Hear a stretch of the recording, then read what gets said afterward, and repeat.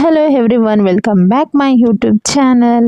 ಯಾರೆಲ್ಲ ನನ್ನ ಚಾನಲ್ನ ಇನ್ನು ನೋಡಿಲ್ಲ ಪ್ಲೀಸ್ ಸಬ್ಸ್ಕ್ರೈಬ್ ಮಾಡ್ಕೊಂಡು ನೋಡಿ ಅಂತ ಹೇಳ್ತಾ, ಇವತ್ತು ನಾನು ಬಸ್ಸಲ್ಲಿ ಚಾಮುಂಡಿ ಬೆಟ್ಟಕ್ಕೆ ಹೋಗೋಣ ಅಂತ ಹೇಳಿ ಮೈಸೂರಿಗೆ ಹೊರಡ್ತಿದ್ವಿ.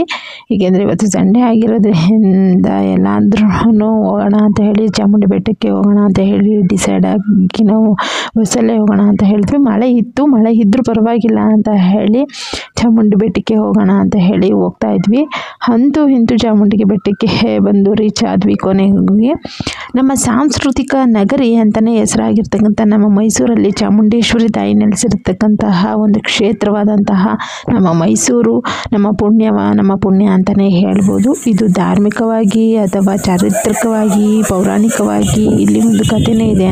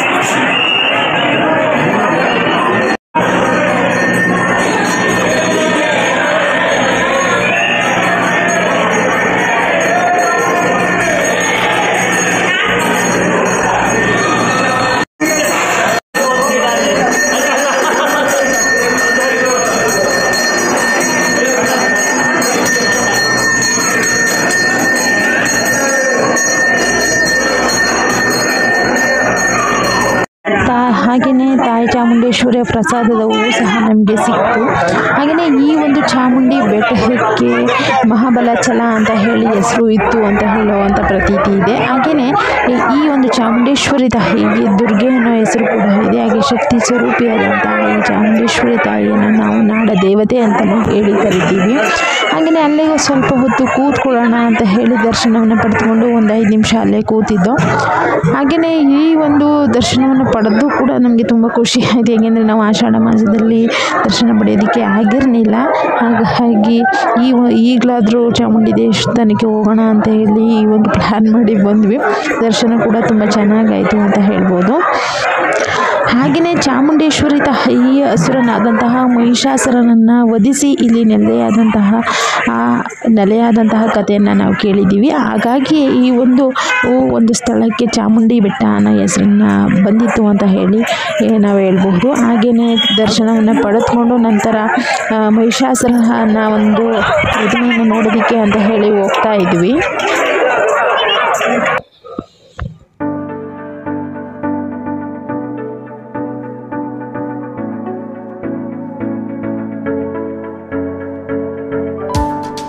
ವಧಿಸಿದ ಮೇಲೆ ತಾಯಿ ಚಾಮುಂಡೇಶ್ವರಿ ಈ ತಾಯಿ ಮಹಿಷಮರ್ದಿನಿ ಆಗಿದ್ದು ಎಂಬುವಂತಹ ಕಥೆಯನ್ನು ನಾವು ಕೇಳಿದ್ದೀವಿ. ಆಷಾಢ ಮಾಸದಲ್ಲಿ ತಾಯಿಯ ದರ್ಶನವನ್ನು ನಾವು ಪಡೆದುಕೊಂಡ್ರೆ ಇನ್ನು ಪುಣ್ಯ ಸಿಗುತ್ತೆ ಅನ್ನೋದು ಒಂದು ಪ್ರತೀತಿ.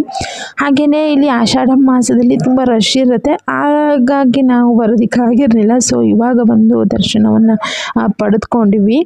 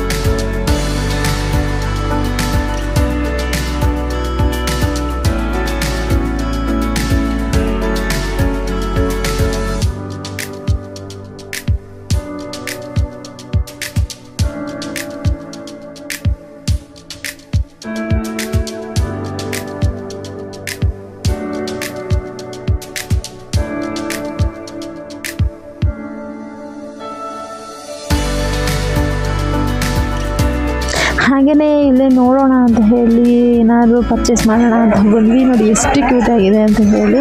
ಆ ಬುದ್ಧನ ಒಂದು ಡಾಲ್ ತುಂಬ ಚೆನ್ನಾಗಿತ್ತು. ಹಾಗಾಗಿ ಅದನ್ನು ಕ್ಯಾಪ್ಚರ್ ತಗೊಂಡೆ.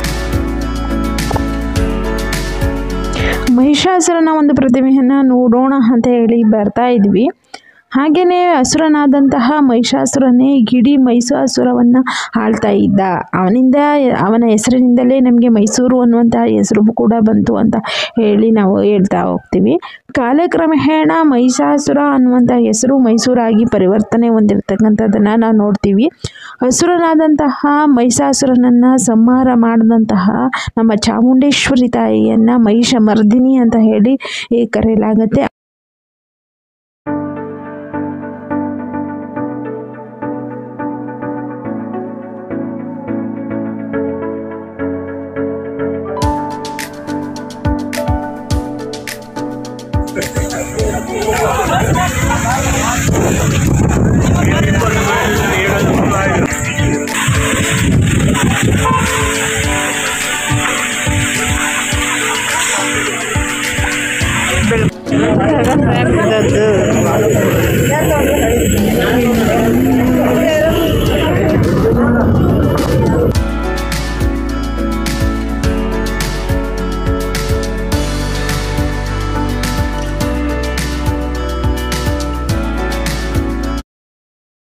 ಹಾಗಾದರೆ ಯಾರೆಲ್ಲ ಈ ವಿಡಿಯೋನ ನೋಡ್ತಾ ಇದ್ದೀರಾ ಪ್ಲೀಸ್ ಸಪೋರ್ಟ್ ಮಾಡಿ, ಸಬ್ಸ್ಕ್ರೈಬ್ ಮಾಡಿ, ಲೈಕ್ ಮಾಡಿ, ಶೇರ್ ಮಾಡಿ ಅಂತ ಹೇಳ್ತಾ ಹೀಗೆ ಸಪೋರ್ಟ್ ಮಾಡ್ತಾ ಇರಿ ಯಾವಾಗಲೂ ಅಂತ ಹೇಳಿ ಥ್ಯಾಂಕ್ ಯು ಫಾರ್ ವಾಚಿಂಗ್.